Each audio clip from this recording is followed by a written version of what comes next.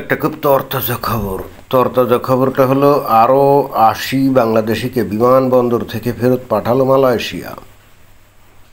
এটা কি তরতাজা খবর না? ২৭ জুলাই, তাহলে তো তরতাজাই নাকি। তো এই খবরটা আসলে কি নির্দেশ করে? মালয়েশিয়া কিভাবে ৮০ জন বাংলাদেশিকে একেবারে বিমানবন্দর থেকে ফেরত পাঠালো? এরা কি বিনা ভিসায় গেছিল নাকি? না, তাও তো না, বিমানের মধ্যে বসেই তো গেছিল নাকি। আর বিমানে যেহেতু উঠছিল তাহলে ভিসা টিকিট এগুলো নিয়েই তো উঠছিল।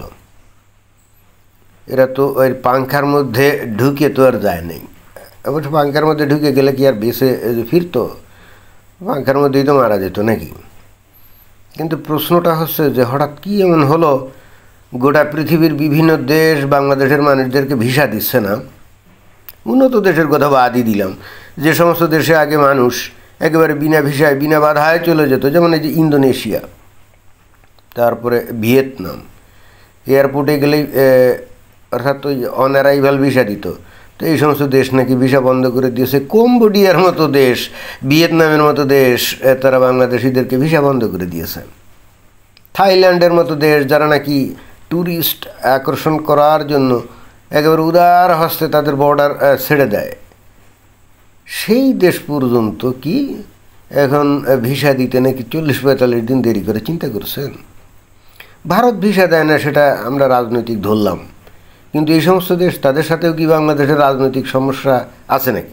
এখন তাহলে প্রশ্ন ওঠে যে কি এমন হলো যে বাংলাদেশের মানুষদেরকে ভিসা দিচ্ছে না? এই যে ভিসা না দেওয়া, এটা আসলে কি নির্দেশ করে? এটা নির্দেশ করে যে বাংলাদেশের মানুষ একেবারে চূড়ান্ত রকমভাবে টাউট, বাটপাট, ধান্দাবাজ, এবং হয়তো এমনও মনে করতে পারে যে বাংলাদেশের মানুষ আসলে সভ্য না এবং এদেরকে মানুষ হিসাবে গণ্য করা যায় না, এবং তারা নিজেরা মানুষ হিসাবে নিজেদেরকে গণ্য করে এবং তারা মনে করে যে তারা একটা সভ্য সমাজ তৈরি করছে। অতএব ওদের ওই সভ্য সমাজে বাংলাদেশেরই, অর্থাৎ তাদের চিন্তা চেতনা অনুযায়ী, আমি জানি না তারা বাংলাদেশের মানুষদেরকে অসভ্য মনে করে কিনা, বাট তাদের কার্যক্রম থেকে তো এটাই বোঝা যায় নাকি। অর্থাৎ তারা বলতে চাচ্ছে বাংলাদেশের মানুষ তোমরা আসলে অসভ্য, আমরা একটা সভ্য সমাজ গঠন করছি, এই সভ্য সমাজে এসে তোমাদের মতো অসভ্য লোক এসে আমাদের সমাজটাকে কলুষিত করুক বা দূষিত করুক, এটা আমরা চাই না। তার চাইতে বাবা তোমরা তোমাদের দেশেই থাকো, সেখানে মারামারি, কাটাকাটি, খুনাখুনি, সাম্প্রদায়িক গণ্ডগোল, গ্যাঞ্জাম, শরিয়া আইন প্রতিষ্ঠা, ইসলামী আইন প্রতিষ্ঠা, যা ইচ্ছে খুশি করো, সেখানে মারামারি কাটাকাটি করে আগুন জ্বালাও, ভাঙচুর করো, ধ্বংস করো, তোমাদের দেশের মধ্যে থেকেই করো। আমাদের দেশে এসে ঝামেলা পাকানোর কোনো সুযোগ আমরা দেব না। আচ্ছা, বুঝলাম, এসব তো গেলে একটা দিক, তাই না? কিন্তু কথা হচ্ছে যে মালয়েশিয়া এই যে অনেক যাত্রীকে যে ভিসা দিল ৮০ জন, যাদেরকে তাদের বিমানবন্দরে নামার পর তাদেরকে ধরে নিশ্চয়ই অনেকক্ষণ, অনেক ঘন্টা পরীক্ষা নিরীক্ষা করছে, এতে কিন্তু কোনো সন্দেহ নাই। জাস্ট ধরেই আবার পাছায় লাথি দিয়ে সাথে সাথে বিমানে তুলে বিষয়টা এরকম না। এদেরকে সর্বপ্রথমে দেখছে, পাসপোর্ট নিয়েছে, পরীক্ষা নিরীক্ষা করছে, করে একটা রুমের মধ্যে ঢুকিয়েছে, তারপরে নানা রকম জিজ্ঞাসাবাদ করছে, করার পর এরা যা যা বলছে তাতে ওখানকার ইমিগ্রেশন পুলিশ সন্তুষ্ট হতে পারেনি। পরবর্তীতে সসম্মানে অথবা ভাষায় একটা লাথি দিছে কিনা কে জানে, দিতেও পারে, এবং যদি দিয়ে থাকে এরা কি এসে তাই বলবে না কিনা, তা তো বলবে না, এই ইজ্জতের প্রশ্ন না।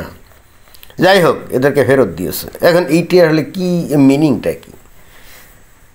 মালয়েশিয়ার এম্বাসি যখন এদেরকে ভিসা দিয়েছিল তাহলে মনে হয় চিন্তা করছিল যে ঠিক আছে, এরা মানুষ, অন্তত অ্যাটলিস্ট মনে করছে এরা মুসলমান, আর মালয়েশিয়া তো মুসলিম কান্ট্রি, তাই না? তো মুসলমান ভাই ভাই সেই হিসাবে ভিসা দিছিল এবং ভিসা ফিটি সব নিছিল।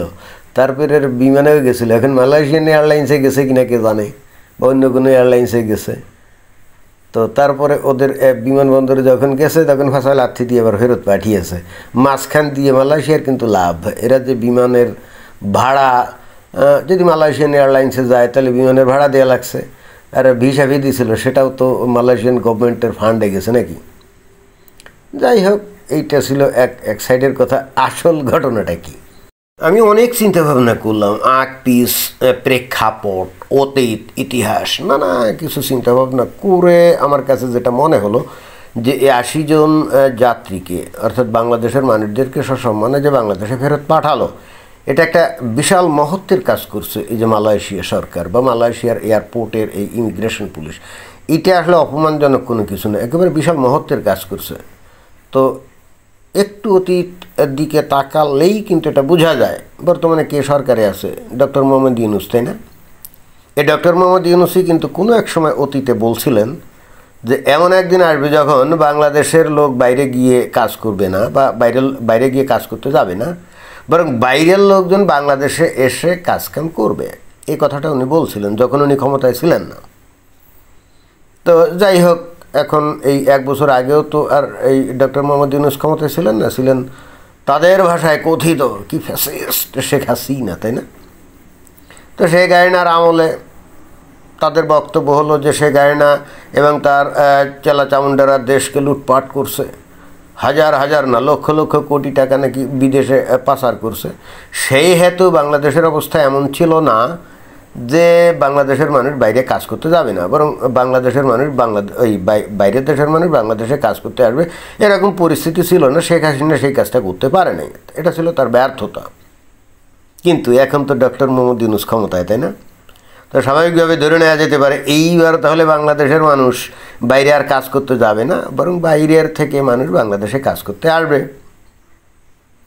বিষয়টা কি এরম হওয়ার কথা না? কারণ এক বছর তো অলরেডি চলে গেছে। তাহলে সম্ভাব্য কী কারণ থাকতে পারে যে ৮০ জনকে ফেরত পাঠালো? আমার কাছে কিন্তু পরিষ্কার, অন্যের কাছে হয়তো পরিষ্কার নাও হতে পারে। সেটা হলে এই ডক্টর মোহাম্মদ ইউনূস এখন দেশের এমন উন্নতি করছে যে এখন বস্তুত বাইরের দেশের লোক বাংলাদেশে আসলে কাজ করতে আসতে চায়, এবং বাংলাদেশের মানুষ বাইরে কাজ করার কোনো দরকার নাই, প্রয়োজনও নাই। অথচ এই ৮০ জন যে কোনোভাবে ফাঁকে জোকে